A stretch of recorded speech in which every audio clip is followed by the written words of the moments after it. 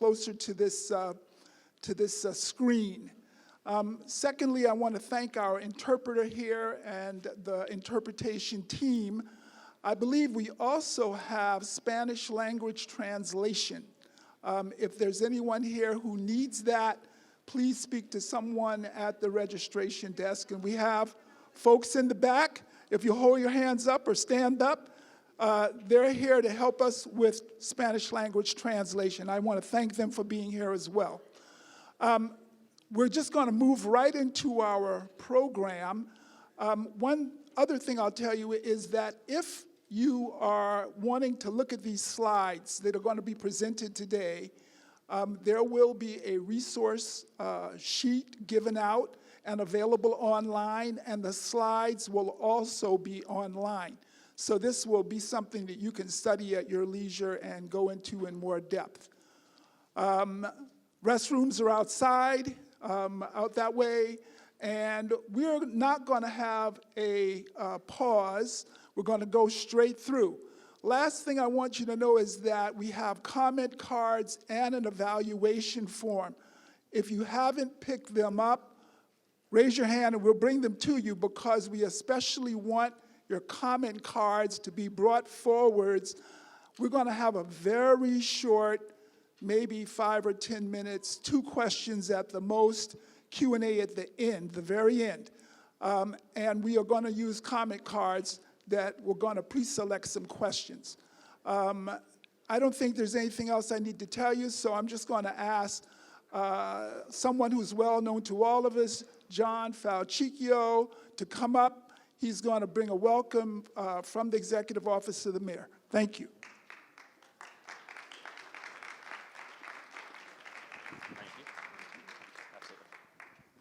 Good afternoon, everyone. My name is John Falcicchio, and I'm Mayor Bowser's Chief of Staff, and I'm also filling in as the Interim Deputy Mayor for Planning and Economic Development. I want to thank you first just for being here, for coming out on a Saturday afternoon with the holidays coming up. There's a lot of other places you can be, but you're here and you're part of the discussion, so we want to thank you, one, for being here. We were in this room a few months ago to talk about Urban Land Institute, which was commissioned to do a study about the Rock Creek West planning area and what the opportunities were to create more housing in these neighborhoods and in this planning area. And so we're back here today to advance the conversation even further. We did an exercise on that day that I'd like to do again today. This is a chance for very easy participation from the whole crowd. So here's what I need you to do. I need you to, when you fit into the category, I need you to raise your hand and keep your hand up, okay? So who has lived in DC for their whole life? Okay. Well, we could clap for that. We could applaud for them. All right, keep your hands up, though. Keep your hands up. All right, who, like me, has lived in DC for over 20 years? Okay, we're almost there. Who's over 40? Okay, over 40, I like that. So keep your hands up. And how about over 10 years? And just not to embarrass anyone, less than 10. All right, great. Now, keep your hands up. If your hand was up, keep it up. All right, I'm going to close my eyes for this just to see, right? So how many people have all the answers to create the housing and affordable housing that we need? All right, I'm not sure, but I haven't opened my eyes yet. If there are any hands up, I'm just going to let you think about the question. Polly. Okay, Polly. Polly does. Fair. So the reason I do that exercise is because, one, all of our hands were up because we're all in this together, right? And we're all here to be part of the dialogue to create the solutions to affordable housing. Two, none of us have all the answers. Yes, Polly has many of them, but not all. So what I want us to do is make today about those discussions. The other thing that Mayor Bowser always likes us to emphasize is that you'll hear a lot of talk today, especially when our friends from Opportunity Insights go through sort of their presentation. You'll hear a lot about average income. You'll hear a lot about AMIs. You may even hear, or if you're here this morning, hear about density and hear about gentle density and hear about zoning, comp plan, flum, up-flumming, and all those terms. But what I also want you to remember today is that when we talk about the mayor's call to create 36,000 units of new housing by 2025, and 12,000 of which to be affordable housing units, I want you to think not of them as units of housing, but as people just like us who are looking for a chance to be here in DC, to be close to the metro, to be close to work, to be close to a good school, a good library, and an opportunity, just like all of us have, to raise their family and prosper, right? So let's not let that get lost when we talk about all the terms that we'll talk about, and when Andrew talks planning terms, like he tends to go deep on. So I want to thank you guys again for being here. We've got a good set of presentations today. This is one of the conversations that we want to have, that we go beyond just the talk about the terms and the technical terms and what the map looks like, and actually talk about the people that we're going to help and the people that we're going to make sure have an opportunity to thrive here in DC. So I want to thank you guys again, and I'll turn it back to Don, who will get us going. Thank you, everybody.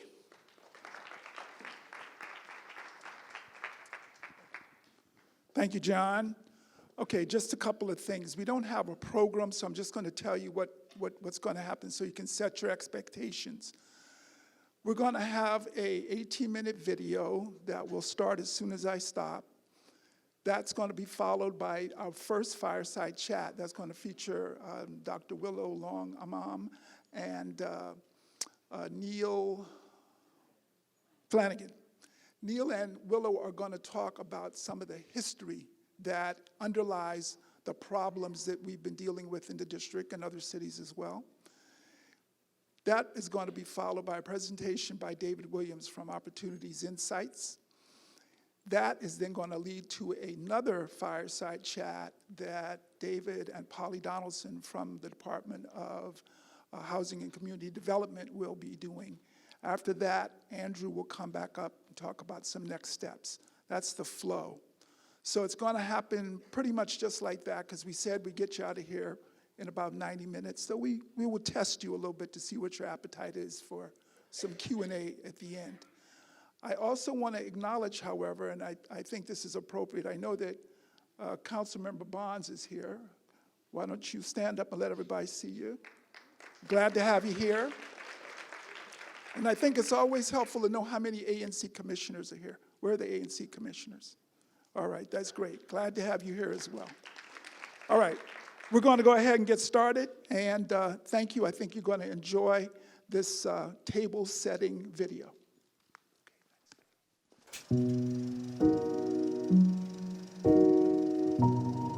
In the middle of the 20th century, the city of St. Louis, Missouri, and the United States federal government condemned and demolished the neighborhoods in downtown St. Louis where African Americans lived, displacing thousands.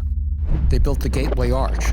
They built a university, interstate highways, hospitals, and middle-class housing that was unaffordable to the former African American residents. Those who were displaced then relocated to the few other places available, converting inner-ring suburbs like Ferguson into new segregated enclaves.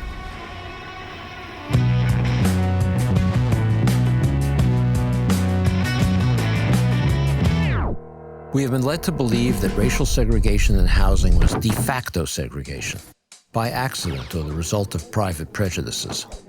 Yes, private prejudice clearly contributed to segregation, but by itself it could not have segregated the country without the intention of the federal government to segregate neighborhoods throughout the nation. If, however, we understand the accurate history, the history that was once well known but we've all now forgotten, that racially segregated patterns in every metropolitan area like St. Louis were created by de jure segregation, racially explicit policy on the part of federal, state, and local governments designed to segregate metropolitan areas, then we can understand that we have an unconstitutional residential landscape. And if it's unconstitutional, then we have an obligation to remedy it. The federal government in the New Deal of the Roosevelt administration of the 1930s pursued policies in the mid-20th century that segregated metropolitan areas. One important policy was the first civilian public housing program, which frequently demolished integrated neighborhoods in order to create segregated public housing. In the late 1930s, another New Deal program, the United States Housing Authority, was adopted, the very first projects built under the United States Housing Authority authorization were in Austin, Texas, because the most aggressive proponent of public housing at that time was the congressman from Austin, Lyndon Baines Johnson. And Johnson got the United States Housing Authority to put its first projects in Austin, separate projects for whites, for African Americans, and a project for Hispanics. The project for African Americans was placed in a location that the city plan of Austin had designated as a ghetto for African Americans. The United States Housing Authority and the local Austin Housing Authority demolished something called Emancipation Park, which was a celebrations location for the abolition of slavery. The design was to move all African Americans in the city of Austin into this community, whether in public housing or in private housing. The city of Austin then began to close schools for African Americans elsewhere in the city and close libraries and other public facilities to force African Americans to move to the east side. Another program that the federal government pursued to enforce segregation was the work of the Federal Housing Administration, the FHA, which subsidized the development of suburbs like Levittown, New York, on condition that they only be sold to white families and that the homes in those suburbs had deeds that prohibited resale to African Americans. The Federal Housing Administration's underwriting manual said that inharmonious racial groups should not be permitted to live in the same communities, meaning that loans to African Americans could not be insured. Government at all levels throughout the nation were involved in promoting and enforcing the restrictive deeds in homes and places like Levittown, and judges enforced the view that these deeds did not violate the Constitution because they were private agreements. Although white middle-class families that moved into suburbs like Levittown could buy property with no down payments if they were veterans and low-interest mortgages, middle-class African Americans had to make substantial down payments and get uninsured mortgages with higher interest rates. In many, if not most cases, African Americans could not get mortgages at all because the federal government would not insure them. As a result, they bought their homes on contract, like an installment plan where they accumulated no equity and could be evicted from their homes in the event of a single missed payment. Thus, contract buyers did not have the option of leaving a declining neighborhood before their properties were paid for in full. If they did, they would lose everything they'd invested in that property to date. The term redlining comes from the federal government's creation of maps of urban areas nationwide. And those maps were color-coded to indicate where it was safe to insure mortgages. Anywhere African Americans lived, even places where African Americans lived nearby, were colored red to indicate to appraisers that these neighborhoods were too risky for the FHA to insure. The FHA's justification was that if African Americans bought homes in white neighborhoods, or even if they bought homes near those neighborhoods, the property values of the homes they were insuring, the white homes they were insuring, would decline, and therefore their loans would be at risk. In 1940, for example, a Detroit builder was denied FHA insurance for a project that was near an African American neighborhood. He then constructed a half-mile concrete wall, 6 feet high and a foot thick, separating the two neighborhoods, and then the FHA approved the loan. In the 3 decades during which it administered this policy, however, the agency never provided or obtained evidence to support its claim that integration undermined property values. In fact, often racial integration caused property values to increase because African Americans' housing supply was so restricted and they had so many fewer choices. If African Americans had access to housing throughout metropolitan areas, supply and demand balances would have kept their rents and home prices at reasonable levels.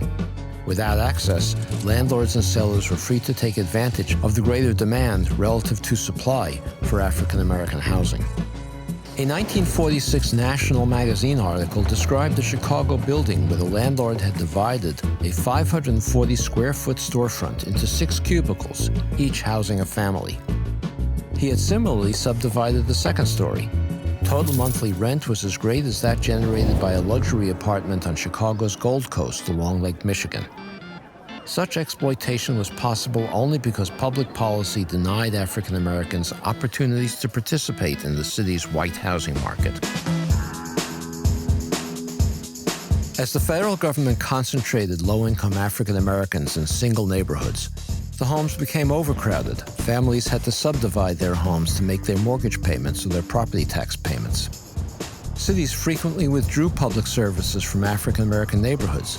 They collected garbage less frequently. They didn't provide water and sewer services.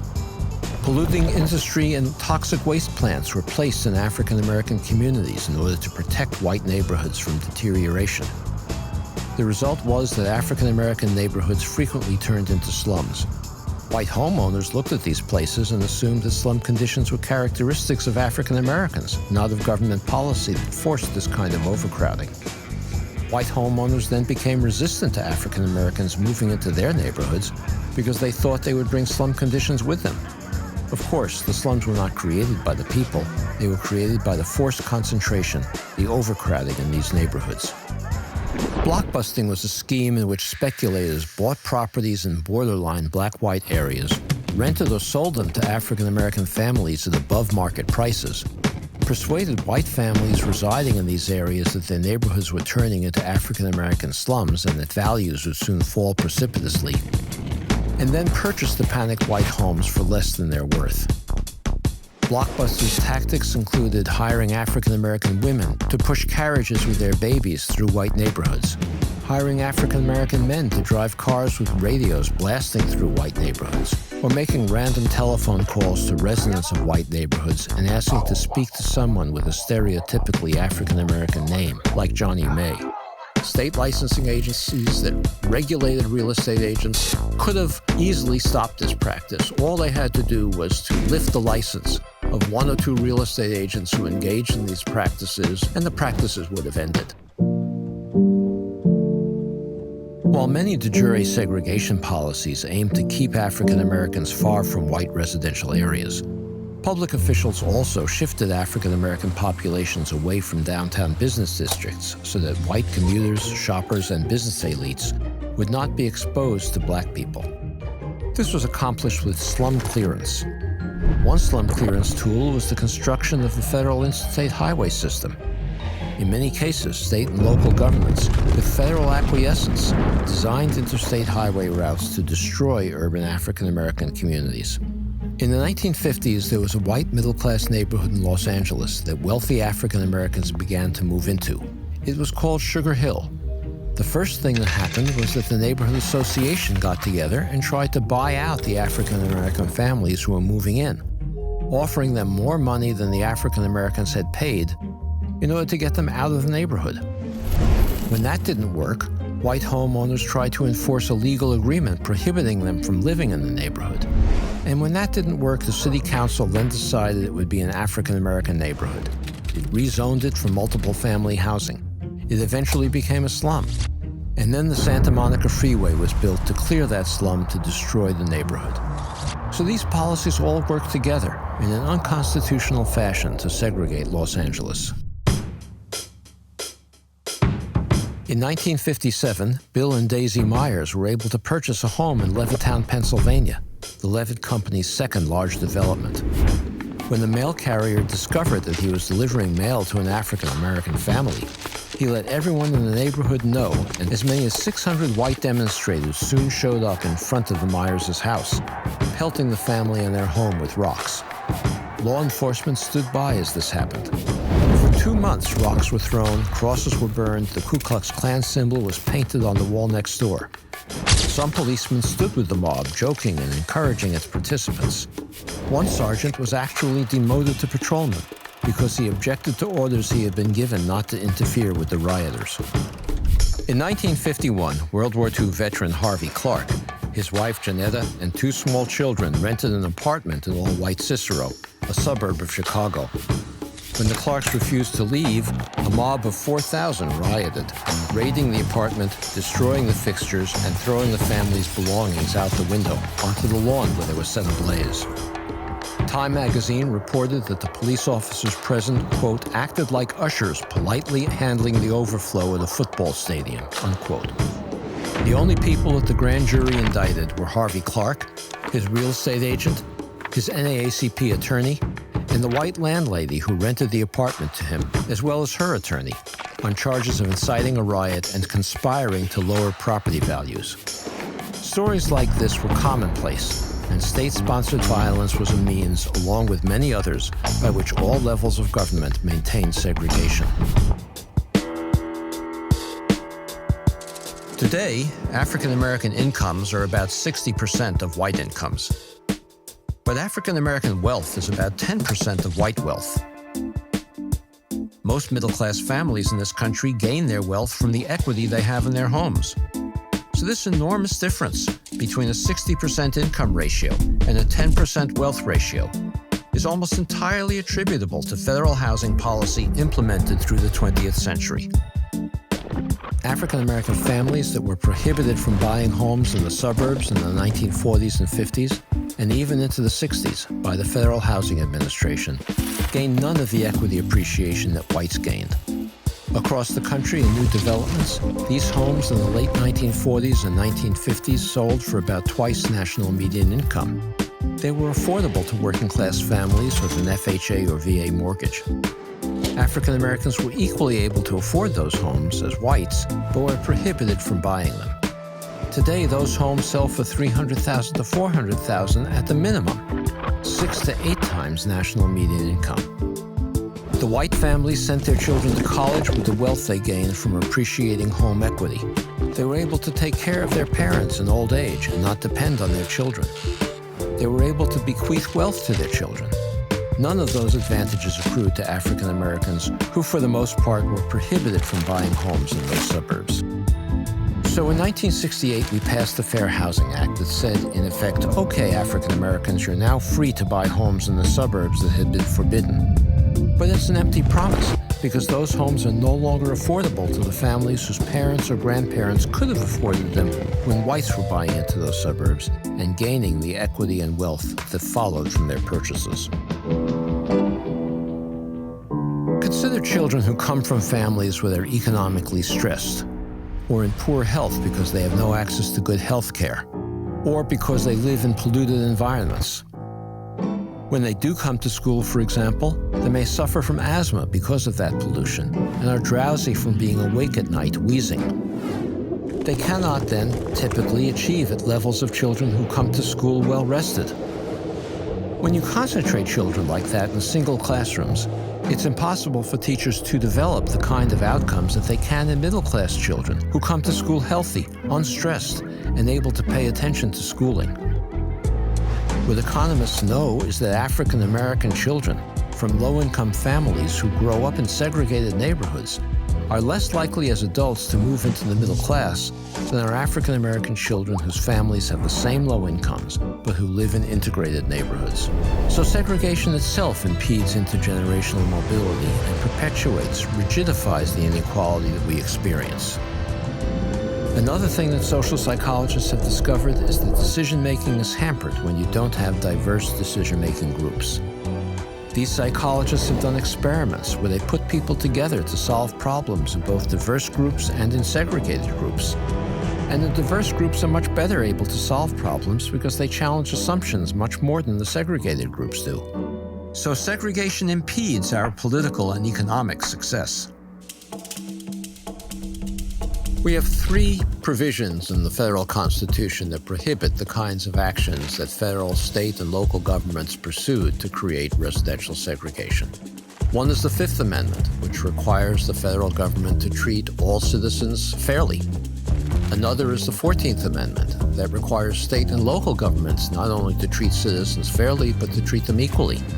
And then the 13th Amendment, which abolished slavery, also requires that we banish the effects of slavery, which Congress long ago determined was any form of second-class citizenship.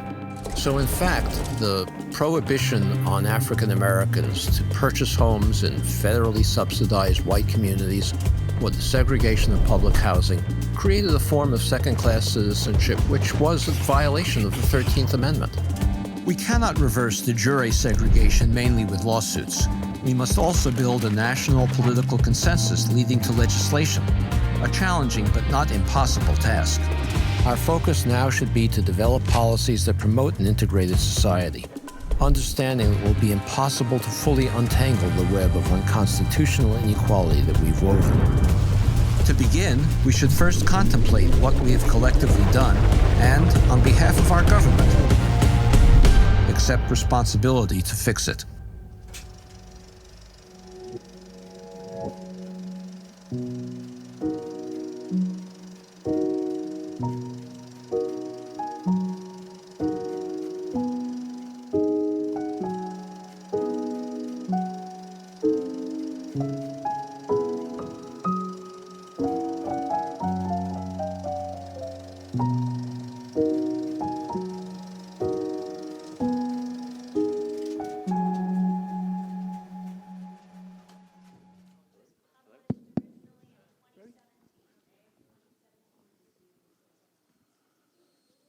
Okay.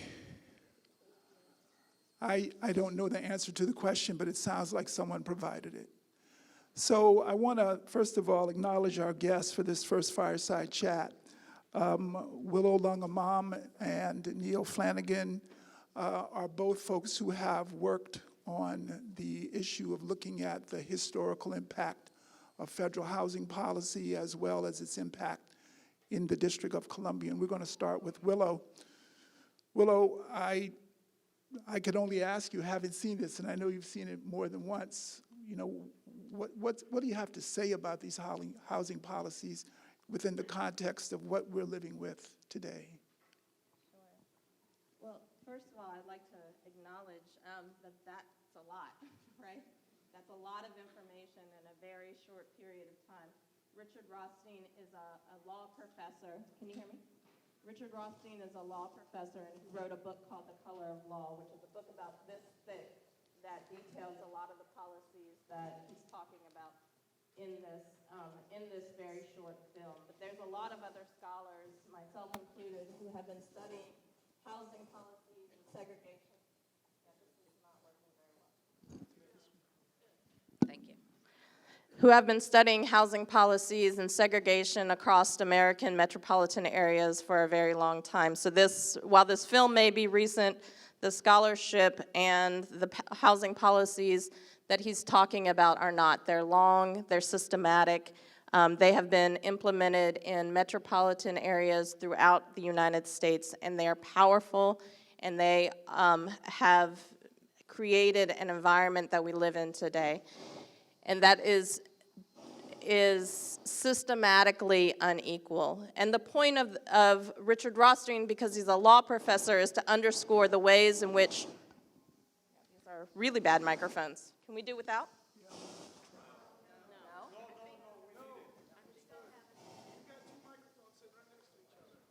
They don't work. Turn it off? Turn it off? Okay, so just only one mic at a time. Is this better? Yes. Okay. Oh, look at that. So just a few things that I want to underscore from the film.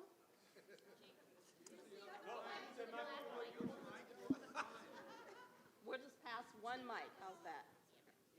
The other ones will turn off.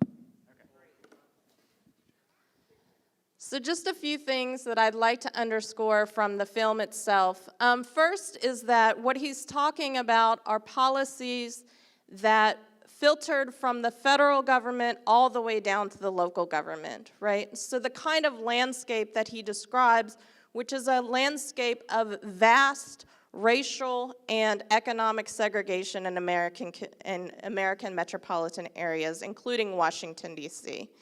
There are communities in Washington, D.C. that are almost exclusively African American, like in east of the Anacostia, and there are communities that are almost exclusively white and middle class, like here in Ward 3, right? And that landscape was not created by accident. It was created by systematic policies and practices that helped to create that landscape. And those policies and practices filtered from the federal government, policies like those that were enacted by the Federal Housing Administration all the way down to the local level, right? There were planning agencies, there were housing agencies that helped to implement this policy. So that's one thing to remember, is that these policies acted at all levels, and they acted not only from the federal government and local governments, but they were enacted in communities, right? These were brokers, these were real estate agents, these were appraisers, these were homeowners associations, these were homeowners who were helping to enforce a landscape of segregation, right? And so it's important to remember that this is not only about changing laws, but this is also about changing the way we act in communities. This is also about changing the way we think about housing value, right? And the way we think about what a good community is. And fundamentally, a lot of those ideas have been structured by the landscape that we now live in, right? It's been structured by a landscape of segregation. So oftentimes what we think about as a quote-unquote good neighborhood is often associated with a neighborhood that's homogeneous, right? And if we're going to change that landscape, we also have to change our ideas about the landscape itself and about communities themselves. And so we're all part of this structure.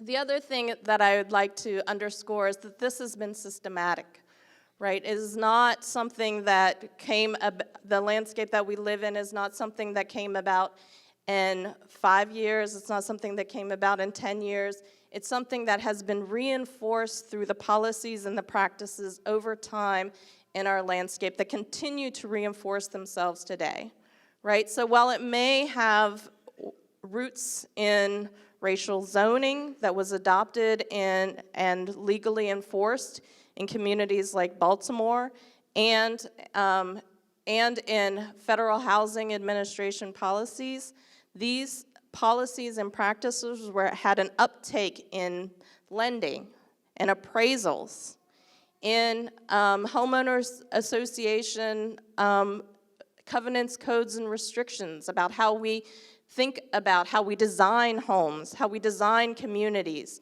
how we zone areas. And that systematic nature of the ways in which these policies have been put into place and into regular practice helps to reinforce the landscape that we see today.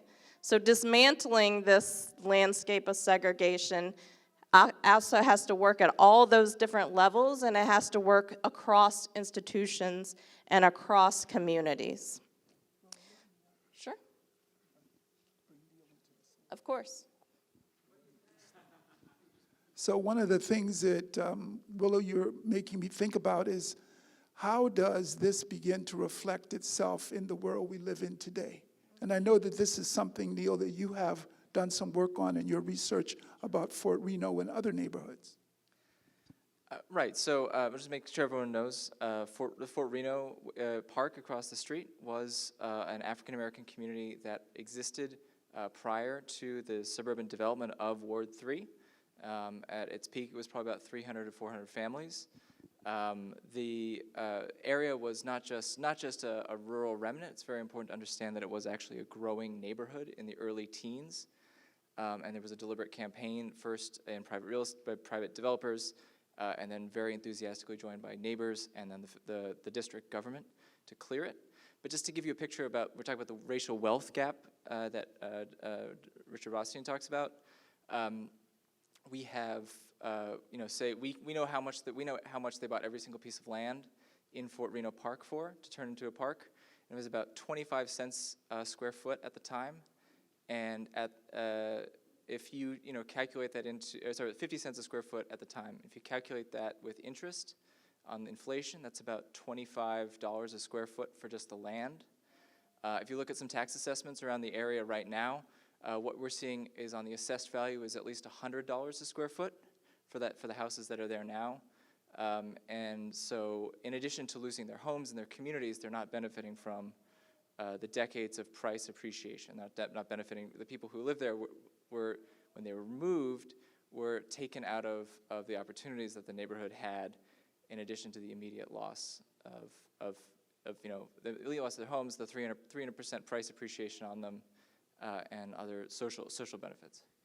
And we can see that, you can see also in Fort Reno, there were, there was another trick, which is also once they had removed the African Americans from Fort Reno, there was a lot of effort taken to ensure that they stayed out of the area. This was accomplished through a lot of private real estate practices, as well as a lot of public policies, such as not building African American schools or segregated at the time when rec centers in the 30s were segregated, none were built west of the park. So this sort of campaign of ensuring that they were closed off was a fairly robust process that was reinforced again and again. So I'm just curious, Willow, from the standpoint of the work that you and Neil and people like Richard Rothstein have been doing, which I think is something that is a growing field, can you talk a little bit about how that is emerging as a study area, especially at the national level, in terms of the kinds of steps that can be undertaken or are being thought about to dismantle or change the impact of those policies? So I don't know if everybody has been watching the presidential debates. Yeah. This is probably the first time that I've seen housing discussed at the federal level. Almost all the Democratic candidates have a housing plan.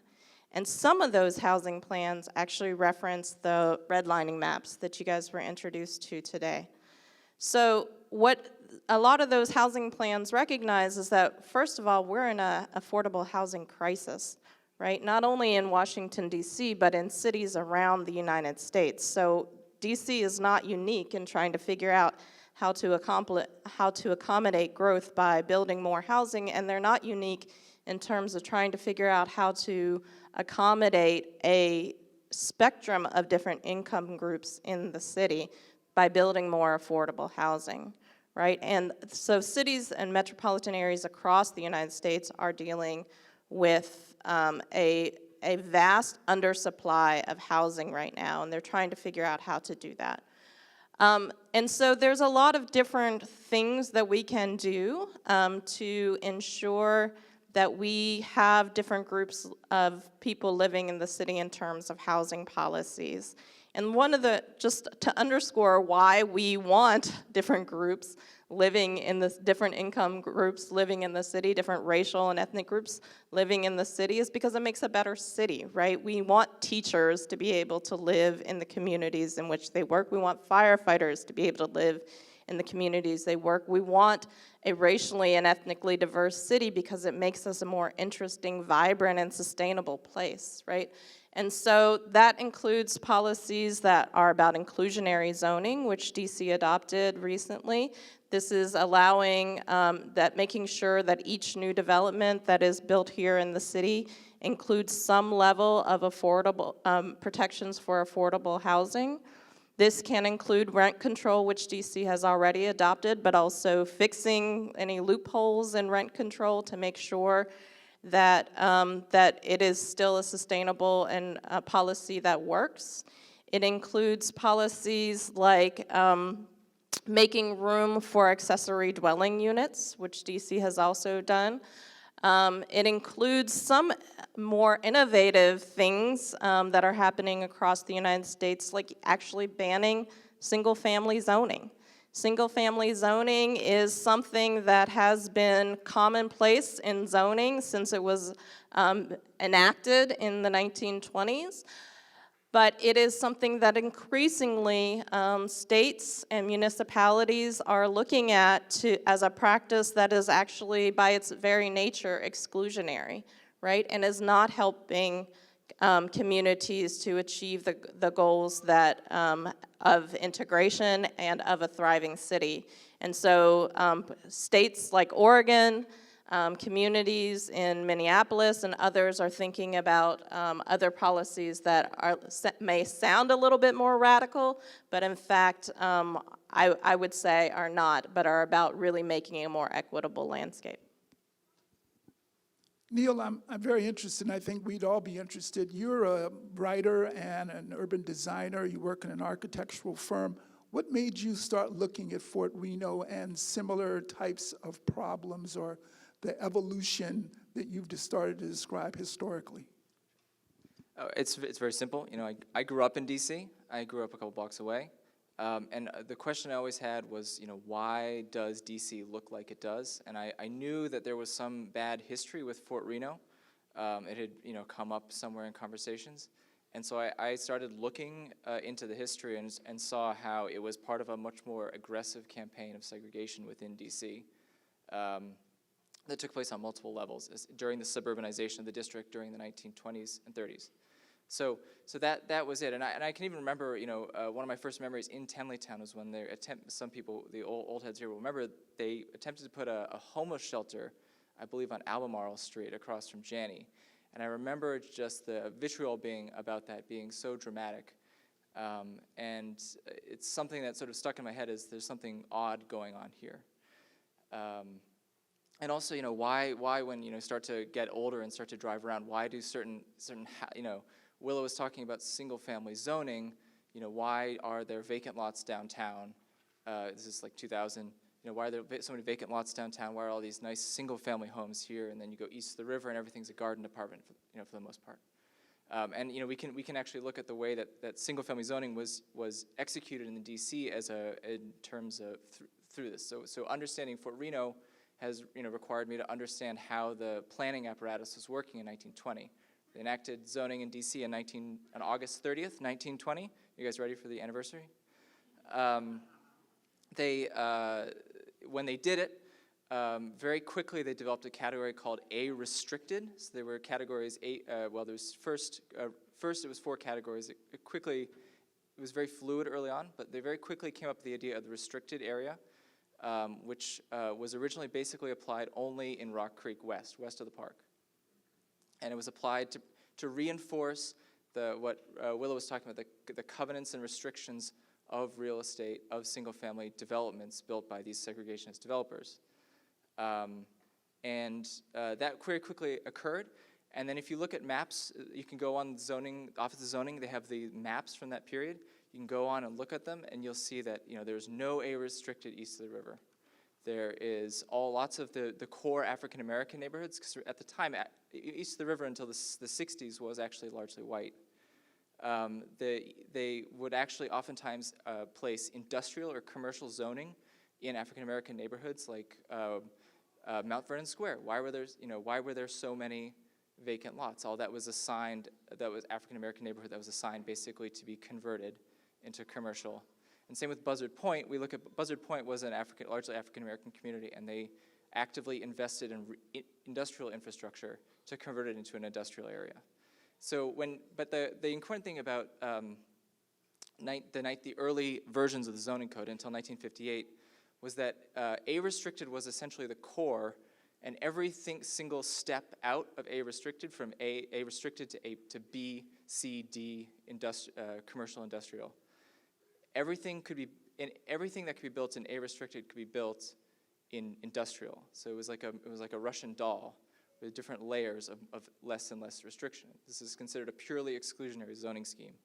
And so when you look at the code and you realize you can build houses next to slaughterhouses and factories in industrial zones, you start to ask yourself, well, what is the zone? If the zoning code, what is the zoning code protecting? That's not really protecting people's health and safety. And you start to see how this process of disinvestment can happen through things like that. I wish we had a lot more time. This is a very important conversation, and the city is well disposed to start having it. But I'm wondering, Willow, just as we begin to think about closing this chat down, what would be the message you'd like people to take away, and especially from the standpoint of what you raised about the upcoming, what's on the horizon, the presidential election, there'll be local elections. We're talking about how do we create the city we want? Well, one, vote, right? But also, I think most of the candidates, not only on the presidential level, but also on the local level, have housing policies, right? And they have a plan for affordable housing, right? And we need to interrogate those plans and ask, are they enough, right? Are they sufficient to meet the needs of what we see here in the city today, to ensure that we have a robust and diverse city in every neighborhood and every ward of the city? And so I think that is really important. But I think if we take a step back and think about the landscape that we have created through these various policies, we also have to understand that this is not a discussion about the past, right? This is really a discussion about the present, right? And that these policies have shifted, but they have not gone away. And we are continuing to adopt policies that reinforce this landscape every day.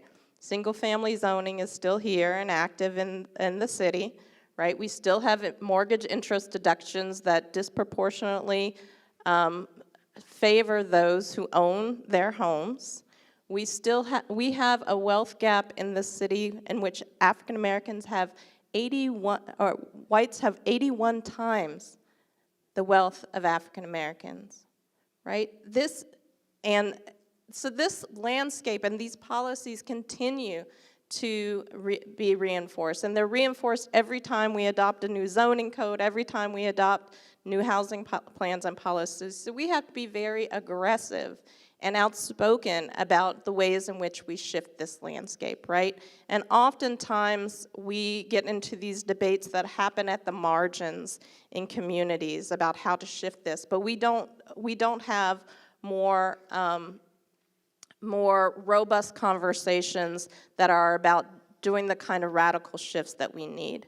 And in fact, the FHA policies were radically shifted the landscape of American cities in a way that we have never undone, right? And we can't be tweaking at the margins of policies in order to undo this landscape. If we really want a more inclusive communities, if we really want a more inclusive city, we need to think bolder and more and a greater imagination about what that looks like. And so that is not just fighting over whether we're going to put this many units of affordable housing in this part of the city or not. It's about whether we're going to make space in this city for people to thrive. And so I would say, yes, the policies are important. Yes, there are things out there that we can do, and I could give you a long list of what that looks like. But in general, it requires each of us to understand that the city that we want can only be accomplished if we radically take on the ways in which it has historically and continues to systematically disadvantage certain people in the city, and that we don't benefit from that. I think that's one of the most important lessons that I would like to leave you with.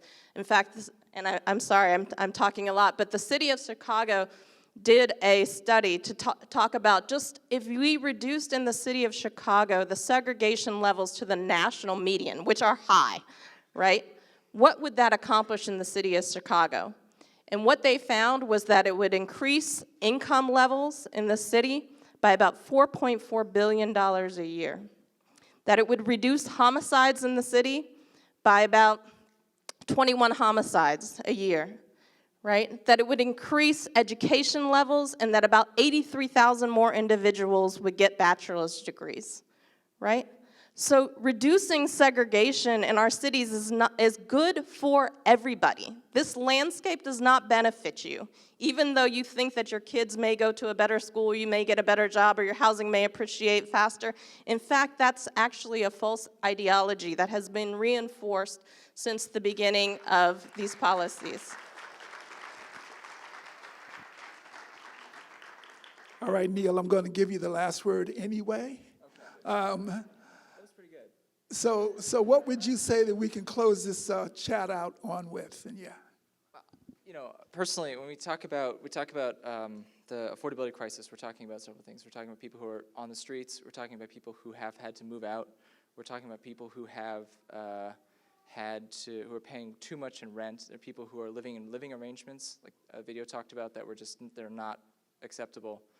And I think, to me personally, that's the kind of thing that we should be focused on, and our regulations should be focused on protecting that, and that certain aesthetic or preferences should not be overriding that. And I think that, you know, we do need to retool a lot of these. No offense to the people who just revised the zoning code like 2 years ago. There's a lot of rework that still needs to be done to make it more equitable. In addition to the financing policies, tax policies, and the funding of public housing, things like that in the district, and the funding, direct funding of affordable housing, and the allocation of resources more uniformly. Let's thank our panelists, Willow Lung Amam and Neil Flanagan. Thank you very much, both of you. We got it now. You want to go that side?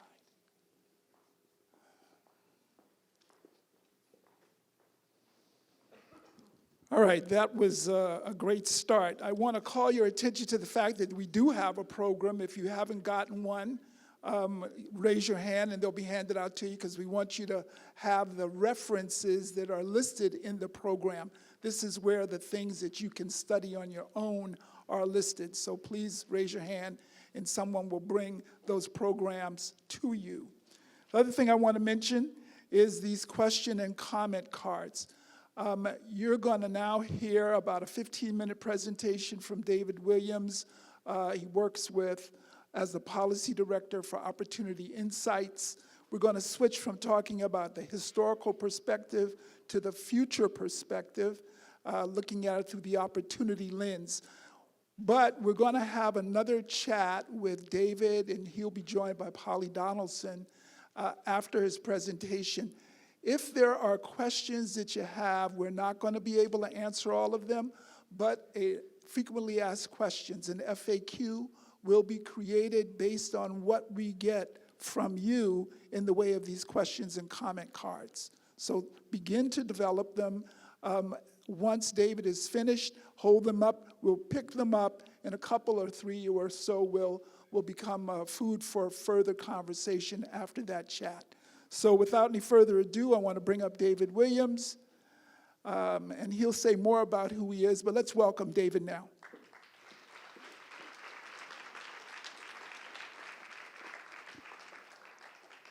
Thank you very much. Good afternoon, everyone.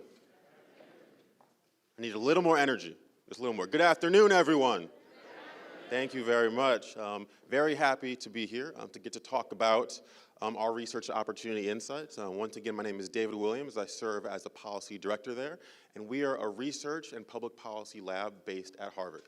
And so we use big data to think critically around issues of economic opportunity and how that might apply to issues like housing policy. And it's my role to think around how we use that research and data to form partnerships and hopefully have an impact on the ground with cities, counties, states, and organizations who are trying to create more intergenerational mobility for their residents and the people they serve.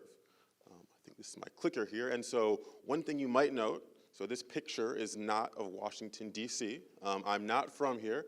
I did actually live by UDC for a couple years, but I'm a native of Detroit, Michigan. And before I served the Opportunity Insights, I worked for the mayor there, working on issues of neighborhood revitalization and economic development.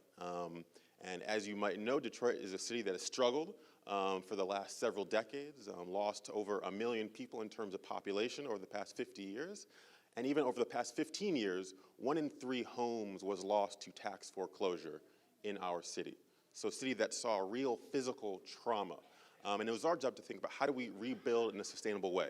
And we actually started to see some progress. We're getting rid of blight, starting to see investments come back into our neighborhoods. But I think something that we continue to think of was, as we're seeing this progress and development, are the families who've been there through the hard times, are they really benefiting? Right? Is their quality of life improving? Are the outcomes for their children going to improve based on the progress that we're making? And I now work for a group that actually uses data to help try and answer some of these questions. And I'll give one example of that. So some of our research looks at economic mobility over time and thinking around, what is the American dream? And I think for a lot of us, there's the assumption that if we work hard, if we provide for our children, they will be more successful than we are, right? They will grow up to earn more than their parents did. And so we can actually test that assumption by using data, right? So looking at historic IRS records, tax records, comparing the earnings of parents to their children. And what we see is that for folks who were born in the 1940s, that idea of the American dream was a virtual guarantee, right? Over 90% of folks born in the 40s grew up to earn more than their parents. But what we see is that that dream has faded dramatically.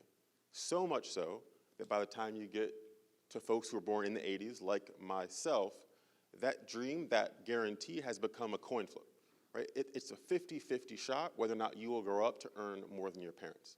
And in many ways, that really animates our research, because I think, in a certain sense, that's at a lot of the core of the frustration we see politically and socially today, that guarantee of prosperity, of upward mobility, has become so fleeting for many. But then another issue of mobility, we can look at it geographically. And this map, what it's visualizing is we actually have access to the IRS records of 20 million folks. So we're able to look at their long-term outcomes based on where they grew up. So what this map is showing is economic mobility rates for folks who grew up in low-income families. And so these areas in blue in the upper Midwest and on the coast are areas of very high rates of upward mobility, higher than any data we see in any other country in the world. So in places like Salt Lake City in the Great Plains, folks who grew up in families that were making around $25,000 when they were children grow up to earn on average upwards of $30,000 and $40,000. Very high rates of upward mobility. Whereas you have in the Rust Belt in places like Detroit and Cleveland, and in the Southeast, much lower rates, where on average, if you grow up in a low-income family, you grow up and remain a low-income adult.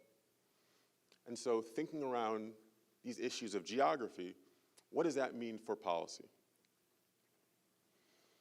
So, we do a lot of work with communities across the country, and I think in terms of policy, if I go down to Charlotte and say, hey, Charlotte, you should be more like Dubuque, Iowa, that'll fix all of your problems, that's not a super helpful policy plan, right? But one thing we see is that these same disparities in outcomes, right, the impact of the place where you grow up, it's not just across regions, but within every community in the country as well. So when we zoom into a community like Washington, D.C., we see that same range of outcomes in those colors. Right, so you see much lower outcomes for low-income kids on the eastern part of the city and much higher outcomes in places like Northwest DC. And again, these are outcomes for kids who grew up in similarly low-income families. So it's not just that one part of the city is more affluent and one part of the city is poorer, but different neighborhoods have different impacts on similarly situated kids in our communities. And probably not surprisingly, these patterns of opportunity look very similar to patterns of segregation, again, that we see in places like DC, but we see in communities across the country. And we can look at the planning areas in DC as well to dive in a little bit further. So if we look at far northeast and southeast, we can zoom in and look at outcomes, right? So for the low-income kids who are growing up in this area, on average, they're growing up to earn in the low $20,000, right? And that's not much to live off of. But then, again, in our same city here, in Rock Creek West, again, kids who grow up in similarly low-income families, right, families making around $25,000, those kids who live within the general same community are growing up to, on average, earn upwards of $45,000, right, making almost double than their counterparts just several miles away. And again, these are kids who are growing up in the same type of families. One thing you might assume is that different kinds of people are living in different kinds of places, and that actually drives these outcomes. And so we explore that in the data as well. And we actually look across the country at around 7 million families who move from different communities to others. And what we see is that there's a real causal impact of neighborhoods, right? It's not just that certain kinds of people live in certain kinds of places, but actually that place has a real impact. It's so strong that we actually see in families that move that have two siblings, right, that older sibling that might receive less exposure to a more advantaged neighborhood, they actually make less on average than their younger sibling who is exposed more to that place, right? So it's the real causal impact of place. So it makes us think critically around what are neighborhoods doing, what's the impact they have on families and children. And we can think about housing policy specifically. So one, we overlaid here some of the census tracts in DC that have a greater proportion of Section 8 vouchers of families who are able to use housing choice vouchers, so oftentimes, or generally low-income families. And we see there are almost none in Rock Creek West, and even compared to other communities in Virginia and Maryland. So in some ways, our current housing policy, not just historical housing policy, is still perpetuating these patterns of segregation that we've seen for the past 50 years. And so one thing we've done, so we work with communities on pilot programs and actually thinking around, are families who use vouchers, are they using them in certain places due to choice, or are they actually facing barriers in the housing market and testing that rigorously with scientific experimentation? And so we worked with the housing authorities in Seattle and King County to say, hey, if we actually give families coming off the Section 8 wait list support and education and resources, where do they choose to live, right? Do they stay in some of these higher poverty, low opportunity neighborhoods, or do they more so move to places that have better opportunities in the data for low-income children? So we provided customized search assistance and housing navigators to families. We helped recruit landlords in some of these higher opportunity places and provided short-term financial assistance to these families during the move process. And what we saw was very dramatic. So typically in Seattle, around 10% of families with housing vouchers ended up in neighborhoods that we call higher opportunity, that the data shows low-income kids have better outcomes there. In the group who didn't receive additional services, we had pretty similar outcomes. Around 14% of those families moved to these higher opportunity places. Of those families who received that housing search assistance, that information about higher opportunity places, almost 4 times as many families moved to these higher opportunity neighborhoods. So it looks like once you actually provide that support, which is relatively inexpensive, we're empowering families to make the best decision on their own behalf, and we're seeing families receive a much broader sense of outcomes and much more opportunity to move to wherever is best for their family. So we see here these areas that you might not be able to see in blue are these higher opportunity places in Seattle and King County. These red dots are where families typically moved, and then these green dots are these families who receive this support. So they really received access to a much broader set of neighborhoods, and in some sense are starting to break down those barriers that we see in housing markets across the country. And one thing that I found very heartening as well is that not even families who moved to higher opportunity places, but just all the families who received those services, they were much more satisfied with the neighborhood which they moved to and felt much more sure that they wanted to stay in that place. So even if they're not moving to places that have better outcomes, they're still empowered to make the best choice on behalf of themselves and their families when we're starting to break down these barriers. And we see that this has real impact, right? It's not just about where you move or a unit of housing, but it has real tangible impact on families and children. So we see in the data that families that have the opportunity to move to these higher opportunity places, their kids will on average earn more than $4,000 per year and over $200,000 more in their lifetime.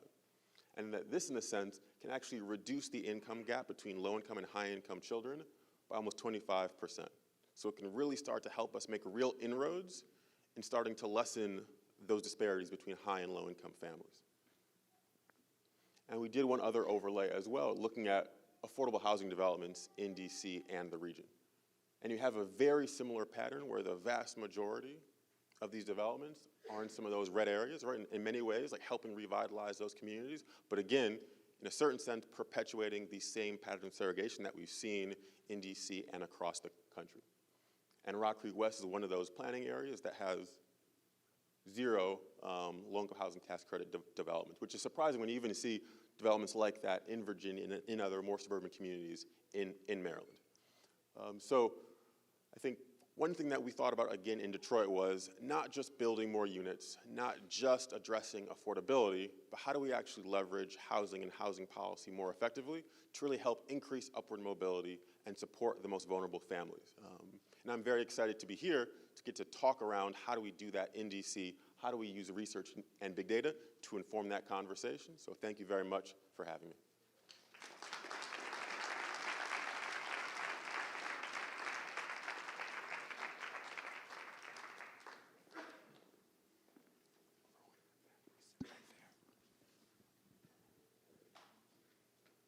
Okay. So thank you. We've been working the one mic thing, and it's been effective, so thank you for going along with that. David, thank you very much. I'm happy that we're joined by Polly Donaldson, the Director of the Department of Housing and Community Development.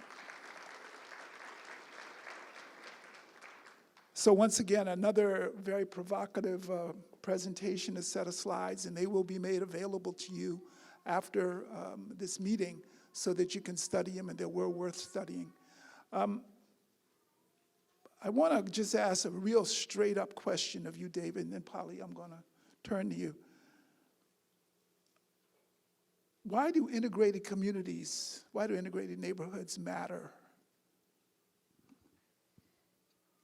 So, something that we see in the data is that exposure matters, and neighborhoods matter, and it's the people you're around, social cohesion, and community really matter. And I think that's pretty intuitive for a lot of us, but it's interesting to actually see that in the data.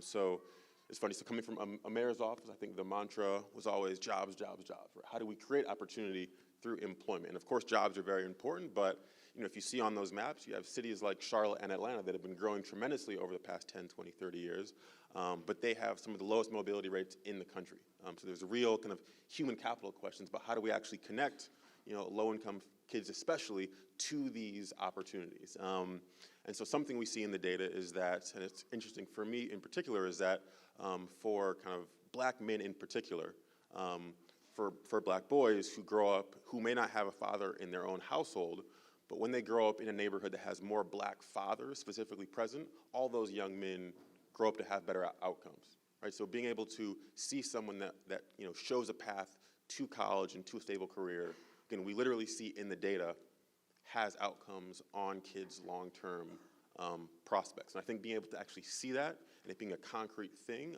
is very powerful for me, and I think reinforces the fact that where you grow up, what you're exposed to is so essential. And I think obviously housing and housing opportunity influences that exposure and where you're able to live. So I think it's central to these conversations around how we can actually lift up everyone in our communities.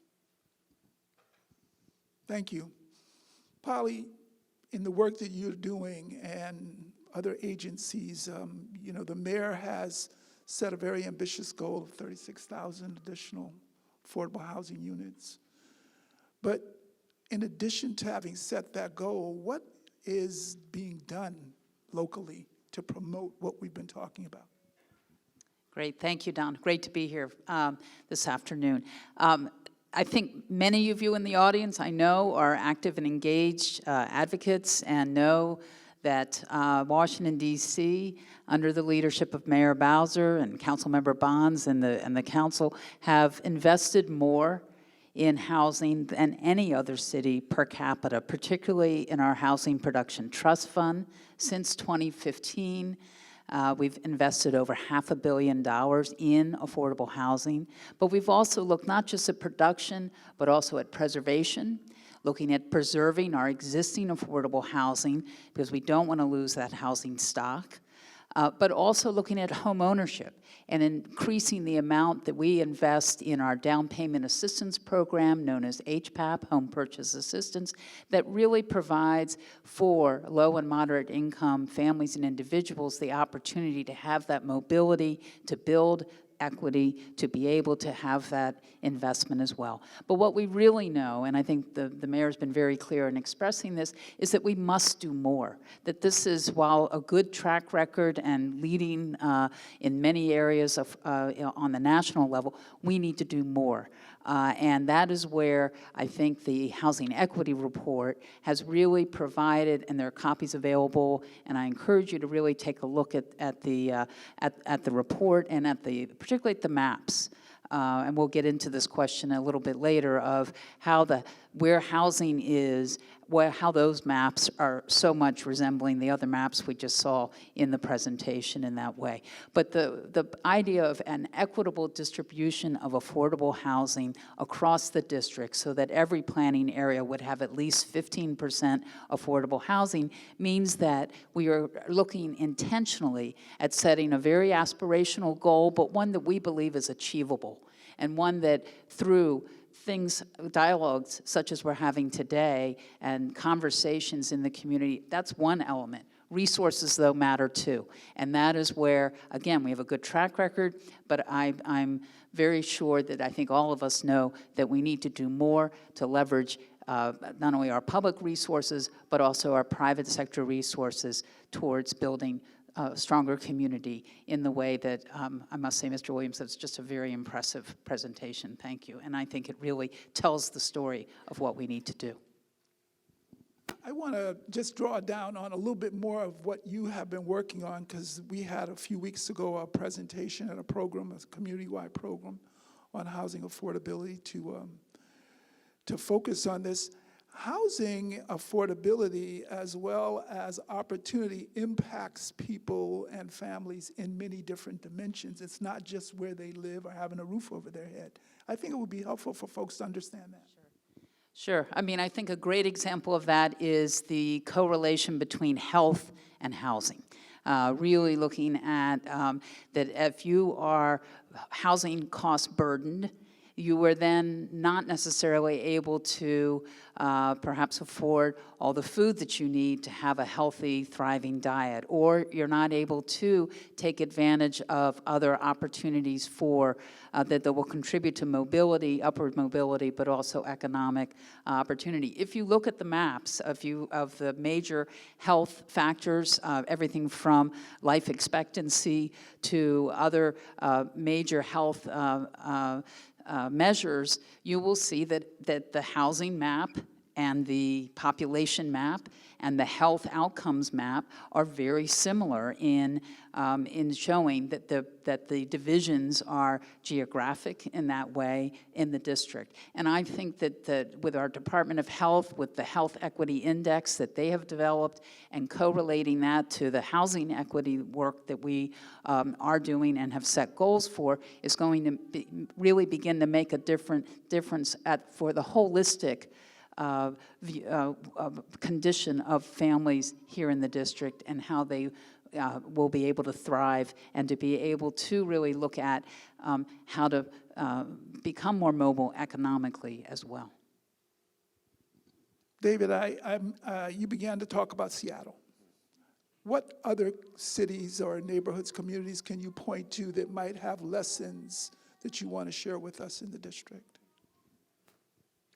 Yeah, so my fallback is always Detroit. I'm very proud of my hometown, so I'll mention that briefly. So dealing with some similar but very different issues, right? Again, a city that we were working on, kind of rebuilding the physical infrastructure of the city, but I think given our challenges, it forced us to really think holistically, right? So it wasn't just about we're going to build some units here, we're going to invest in infrastructure here. It was, we have to think about the city as a whole because we know we don't have enough resources to do everything everywhere right now. So thinking critically around, where are areas of strength, right? Where are anchors that we can build off of? How can we invest in housing, both market rate and affordable housing, in commercial redevelopment, in streetscape, in parks, in ways that rebuild our neighborhoods in a sustainable fashion, right? So I think, again, the challenges are different in different cities, but finding a way to think holistically around the issues and not just working in our silos, I think is a lesson that I learned from working in my hometown. And I think that's why it's exciting to be here, because I think in the housing space specifically, thinking around the equitable distribution of housing is something that I think not a lot of cities have the political wherewithal to do at this same scale, right? So I think thinking about it, not just an individual project by project, but how do we leverage housing to make a more equitable and economically mobile city and district, I think is exciting, and that's why I'm here today. So I think, just thinking holistically and leveraging these different issue areas to create better and healthier communities for all of our residents is what excites me. Absolutely. Okay, great.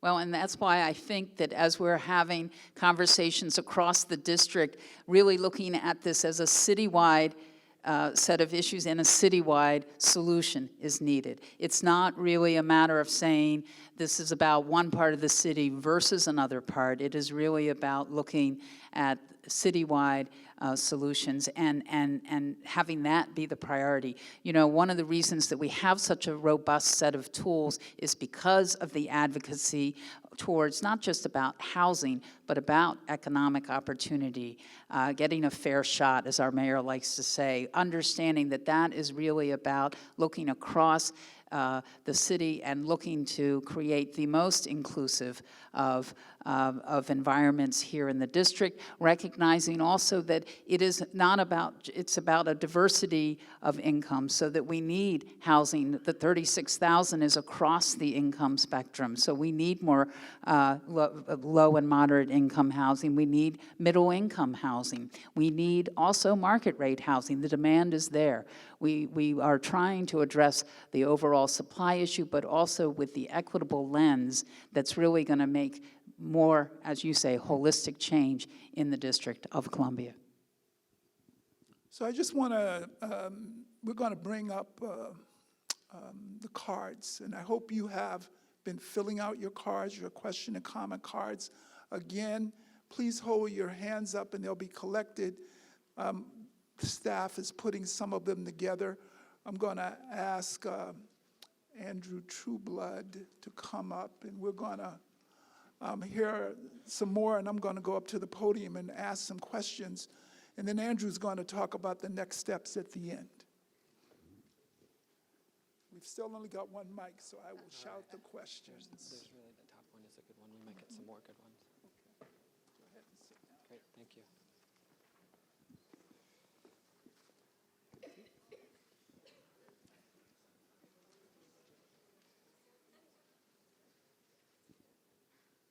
Do we need another mic? Yeah, I think I'll just walk back and forth. No, I'll walk back and forth. Okay. Yeah. In fact, I'll just stand here. How about that?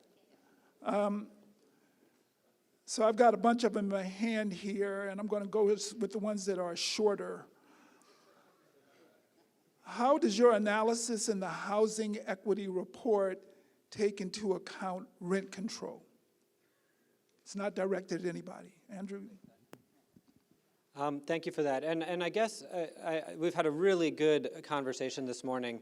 It is worth saying, and it's been mentioned a few times, but explicitly saying the mayor has a housing equity report that has set housing goals for that 36,000 and that 12,000 by planning area. And that, I think, is what this is referencing. There's a good deal of data in there. We look in a different cut than David took. We look at all of our subsidized housing, that is rent restricted and income restricted housing. And it finds, you can actually look at some of the maps we have in the back, a differential just like you've seen. I would say you can look at any of the measures of cost of housing, income, race, and you see the same thing. And so, we can, there's data that we can look in any way we cut, whether or not you count rent control, it all tells the same story, which is one, I think, looking forward, this is an area of high opportunity. And we are, that is something to be proud of and excited by and something that we need to leverage.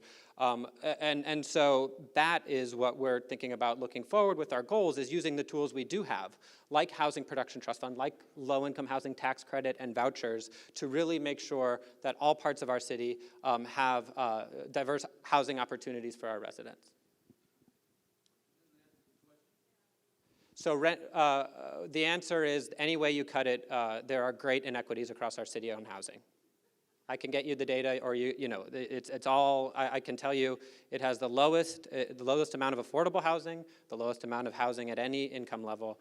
Whether you look at census data, whether you look at our data, every way we look at it, this is an area of opportunity where we see we have the opportunity to create more affordable housing opportunities, and that's what those goals speak to.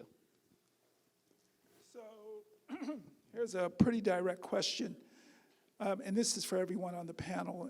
Do you believe that housing is key to poverty reduction? Why or why not? David, you want to start? Yes. But I think the reason behind that is that, especially in our research, and I think in kind of work the community folks do, just the observation that neighborhoods really matter, right? So there's a lot of other issues that matter, but the place where you grow up is really crucial to the long-term outcomes we see, especially for kids who are growing up in low-income families. And I think housing is just so central to community, right? To live somewhere, you need a place to rest your head, and that hopefully is a home. And so I think having that place and just how central housing is to community, and obviously it impacts where you live. I think without figuring that housing question out, without leveraging housing most effectively to help create more opportunity, create more access, I think without that, we have a very tough hill to climb. If we fix that, I think without that, I think it's not realistic at all. So I think housing has to be central to any of these conversations. I think Polly's biased, so maybe housing is fundamental. But I think we have heard in our comprehensive plan outreach and engagements that housing is it's a fundamental piece. Every single one of us has our housing experience. We have our housing challenges and opportunities, and I think that is something that we've realized. What that means in different parts of the city is very different, and how that relates to opportunity and poverty reduction is different. So I think, as Polly mentioned, in some high opportunity areas, it's about creating those opportunities. In other parts of the city, it's about how do we make those high opportunity neighborhoods. So that is really the challenge. And then there's some neighborhoods that are in the middle right now today, and how do we preserve that opportunity? How do we ensure that those neighborhoods continue to be strong for the next generation? But I agree. I mean, I think housing, it really, and we hear this over and over again, it really is the fundamental question that drives a lot of the goals and the issues that we're facing. Well put. Extremely well put. And also recognizing that as we are looking at our housing investments, we also understand and know that that means we have to look at other investments in our communities, be they infrastructure, be they schools, be they, I mean, it's housing is predominant, but it also must be integrated in a holistic way.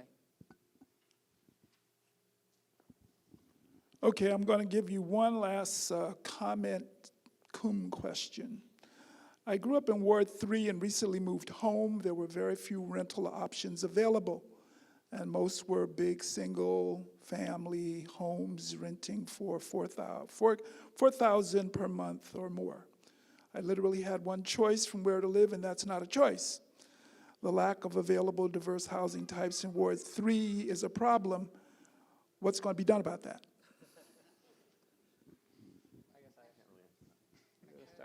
Well, I can start it. I would turn that question back and say, what are we all going to do about that, meaning you as well? It is really, certainly in terms of priorities, policy priorities of our housing policy going forward over the next year, our investments over the next year in terms of funds and combining those, really working to make it so that we can achieve the goals that the mayor has set.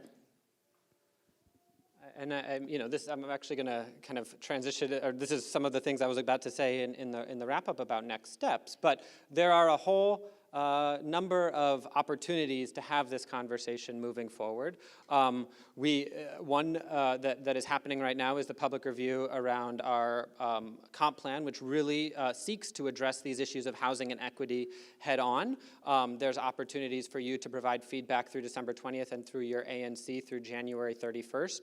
We propose really leveraging transit-oriented development and our corridors to create more housing opportunities in this particular neighborhood, but really all across the city. I think there are additional opportunities moving forward. The Deputy Mayor for Planning and Economic Development each year holds an open house that will be happening in the next 60 days or so. The Mayor's Budget Engagement Forum, speaking about how we put our investments towards these things, will be happening in February. And then at the Office of Planning, as our work at the comp plan wraps up, and that goes to council, we'll be doing the work of going into individual neighborhoods, some including in this area, and thinking about how do we build this housing, but in a way that is sensitive, in a way that works with the existing infrastructure and works with the community. And so that is all happening as well. I encourage you to go to housing.dc.gov. You can sign up for the newsletter there. You can also follow us on Twitter at OPInDC. At THCD, at DC DHCD. Yeah. For those opportunities to engage. So, yes. All right, let's give the folks here a hand as well. And then I want to remind you that all of the questions and comments are going to be featured in a FAQ that will be posted at housing.dc.gov. And I'm going to turn it over now for final comments to John Valchicchio, and he will undoubtedly say thank you for coming, but I'm saying it too. Well, definitely, Don. Thank you, Don, for getting us through the day this afternoon. Let's give Don a round of applause. Also want to thank, they're not on stage, but Willow and Neil for their presentation as well as the folks here. Did folks like David's presentation? David, I was a little worried if they didn't clap. I was going to have to give you a hug, but you got the applause. So Mayor Bowser and I were at Harvard University with a group of big city mayors to talk about education policy. And part of that discussion was actually David's presentation. So that's why David is here today. And as we continue this conversation over the next few months, I want to make sure that we keep David as part of that conversation. We're also going to have some other folks. The Mayor's Office of Policy is here. They're going to be leading some engagements as well, in addition to OP, DHCD, DEMPED, and others. So I also, a day like today doesn't just come together. So there's staff from OP. Can you guys raise your hands? DHCD, DEMPED, the Mayor's Office. I want to thank you all for the work that you did. You know, it's funny, we were talking about how we have this conversation and how we frame it, and I said, who's going to show up for something that's subtitled, How Land Use Policy Impacts Housing Opportunity Across the District, but a testament to you all for coming out and being part of the conversation, so I want to thank you for that as well. What we're going to do is we're going to do two things. One, I'm just going to ask all the folks who are stage participants. We'll just kind of line up on the front of the stage. If you have questions, comments you want to share, please come on up afterwards. And then also, I want to ask folks to continue the conversation online on social media. Use the hashtag 36,000 by 2025. So 36,000 spelled out. You got that right? Oh yeah, there it is. Thank you. It's in the red there. 36,000 by 2025. That's a way for us to track sort of your comments, your feedback, your questions, and respond and engage there as well. So you could do that today. Actually, you could do it right now if you'd like. But do that today. If something pops in your head during the week, we're going to be checking that throughout this conversation. I like to lead with one example because I know we had a conversation this morning about the comp plan, the future land use map, and I know there's a lot of feedback that folks want to give, and we're open to that feedback. One thing I do want to talk about, on a cold day like today, we tend to be California dreaming. Is anybody else dreaming of warm weather? Yes? Okay, great. At least somebody in the front row is. And I think of the example of LA, right? So in 1960, Los Angeles had a population of 2.5 million people, right? So let's think of these numbers, 2.5 million people. By 2010, they had a population of 4 million people, right? And their zoning map and their zoning policies actually in 1960 allowed for housing that would house up to 10 million people. But because of changes throughout the time up to 2010, the housing map and the housing regulations only allowed for housing of 4.3 million people. So the population went up 60%, but the allowable housing went down about 60%. So we have an important conversation in front of us with the comp plan. We have a chance to talk about what the future of the city looks like, and if we're gonna grow, we're gonna have 36,000 new units by 25, and we're gonna grow beyond that. We need your help to make sure that the comprehensive plan and the elements and the future land use map reflect our values. So I thank you all for coming today. We're gonna have the participants come up front to be available for you, and let's take the conversation online, on social media, using the hashtag 36,000 by 2025. Thank you, everyone.